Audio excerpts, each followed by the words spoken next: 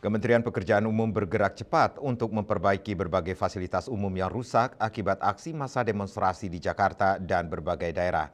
Menteri Pekerjaan Umum Dodi Hanggodo menjelaskan, pemerintah menargetkan seluruh perbaikan dapat tuntas maksimal dalam kurun waktu 6 bulan.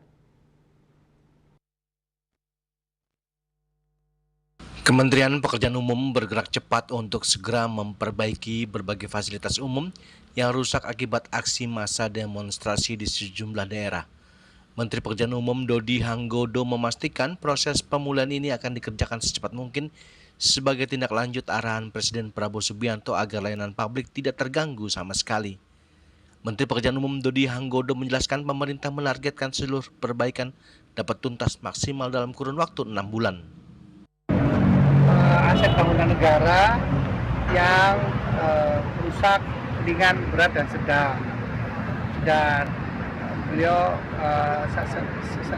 disusikan terkhususan di Jakarta karena Jakarta kan masih menjadi ibu kota negara dan semua mata memandangnya ke Jakarta. Tadi malam pun kami dipanggil dan kami diskusi hingga pagi hari dengan Pak Seskap membahas titik-titik mana yang kira-kira harus kami prioritaskan dari pagi itu sampai jam 2 ya, sampai jam 2 pagi kita bahas itu di tempatnya Pak Seskap. Salah satunya adalah gerbang tol dan juga nanti halte yang paling utama karena itu kan yang setiap hari dilewati oleh seluruh masyarakat.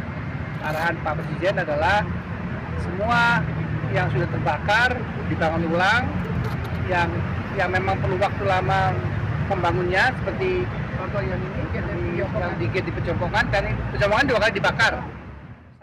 Sesuai arahan Presiden Prabowo Subianto, prioritas utama perbaikan adalah fasilitas yang bersentuhan langsung dengan kepentingan masyarakat. Fasilitas tersebut mencakup jalan tol, gedung perkantoran, halte busway, serta sarana gedung pemerintahan lainnya di Jakarta maupun di daerah. Dari Jakarta, Julius Warta dan Ketut Sumadiasa melaporkan.